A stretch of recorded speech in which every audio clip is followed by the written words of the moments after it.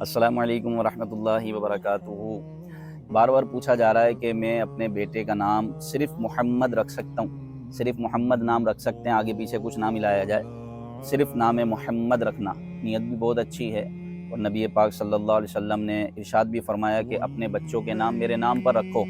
तुम्हारे को क्या है कि तुम्हारे घर में एक मोहम्मद हो या दो मोहम्मद हो, एक अहमद हो या दो अहमद हो, तो जितने होंगे उतनी बरकतें मिलेंगी। लेकिन उलमा ये फरमाते हैं कि असल नाम बच्चे का मोहम्मद हो, पुकारने के लिए कोई दूसरा नाम रखा जाए ताकि बेअदबी ना हो। मोहम्मद इधर आ, मोहम्मद ये खा ले, तो ये थोड़ा सा जचता नहीं है। लिहाजा असल नाम आप नियत कर लें कि मोहम्मद है, और हो सके तो डॉक्यूमेंटेशन में वो करवाएं।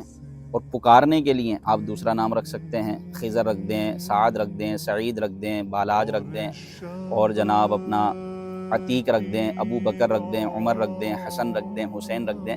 तो पुकारने के लिए सहाबा ताबईन के नामों पर नाम रखें और असल नाम रखें मोहम्मद या अहमद।